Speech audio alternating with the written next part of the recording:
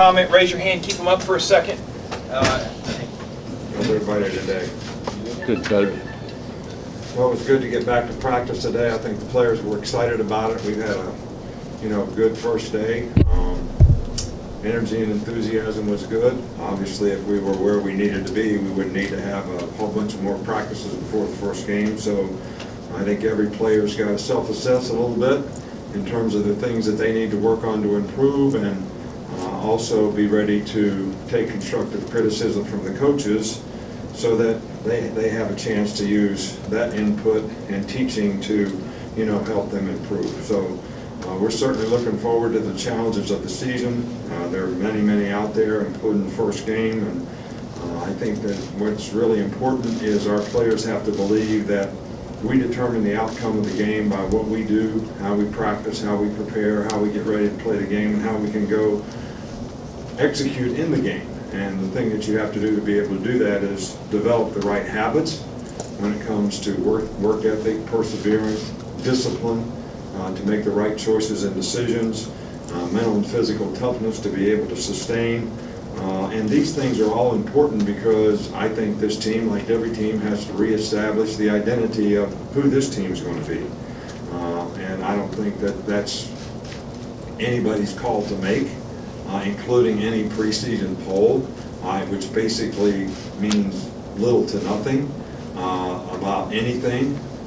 It's all about how you play when the game comes against the competition that you have to play against. So we're not going to be in the mood to be making comparisons or making comments on rankings. It's flattering that people think highly of our team, but our team needs to understand that they have to prove who they are by what they do, and this means very, very little. On the Deshaun Hand situation, first of all, we have every respect for the police and what they did, so in no way are my comments directed at anything but total respect for those people doing their job. Deshaun put himself in a bad situation, obviously made a mistake being where he was at the time, but the fact that he didn't drive the car, which is, what we tell the players not to do. It's not okay that he was drinking with me, and that's a behavioral issue that needs to be addressed, and we will address it. But the fact that he didn't drive the car and wasn't driving the car, he did not put other people at risk, which to me is the most significant thing when you drive under the influence. But he didn't drive. But they had every right to do what they did. So what we basically did is I have two choices. I can punish the guy for putting himself in a bad situation, but making a pretty good decision after he put himself in that situation, or we can take the situation that he put himself in, which was drinking, and have him assessed for that and try to help him so that he can make better choices and decisions in the future. So rather than worry about the punishment part of it, we put him in 48-hour inpatient for assessment purposes. Professional people assess what he needs to do, what we need to do with him, and that's what we will do with him. Because he put himself in that situation, we'll give him community service and police ride around and some different things to help him. And if he does everything he's supposed to do, he will not be suspended. Because I think what we're doing is helping the player. And I think the fact that if he'd have drove the car, it'd be a totally different circumstance. And even if he didn't get arrested, and he put himself in that situation at 4:30 in the morning, being in that condition, we would have sent him to do the same thing for his future safety and his future decision making. So the arrest part of it has nothing to do with that. We're treating these things as two different things, and that's all really I have, to say, about that. So it's important, I think, for especially young players to really be focused here in the next, few days. These first 5 days, acclimation days, are heavy install days. Very critical to young players being able to learn once more some of the details that they need to learn to be able to go out there and execute and make a contribution to the team. So hopefully we can get that accomplished with a lot of our players in the next 5 days. Okay, we're going to start on this side with Tony. Coach, we saw Mika at both safety and cornerback. Is there a place that you want to see him play? Is there, I guess, a goal?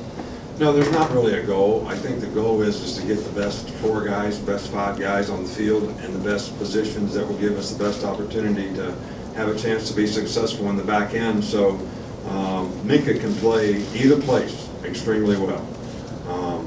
So based on how the other players develop, will probably determine to a large degree where he ends up playing. Come back over here with Mark. When you have situations like Deshaun, do you gather the team together again and give them another speech about, hey, this is why you should put yourself in these positions, or deliver another message to them? Always. You know, every opportunity that we have, whether it's somebody on our team or somebody somewhere else, we use every one of these as opportunities to teach and opportunities for the other people to learn all the time. I mean, we do it with former players doing good things. We do it with players doing good things. We do it with other people doing not so good things and making poor choices and decisions. You know, we're always trying to make the players aware of the consequences of good and bad behavior. You know, Deshaun Hand's going to have to suffer the consequences of this. You know, I always say, you know, and but, you know, really 2 critical words at the end of any draft report. All right, maybe the 2 most critical words in the whole deal. All right, so there are going to be a lot of buts that he has to live with because of this. All right, so he's going to get plenty of punishment. We're just going to try to help him so he has a better chance to make better choices and decisions in the future. Come back over here with Michael.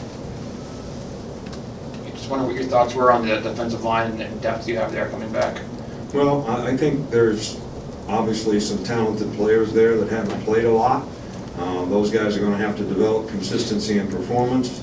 I don't think one of the goals coming out of spring practice is we need to make some improvement in consistency up front. I think the players have the capabilities of doing it. We had a lot of new faces there.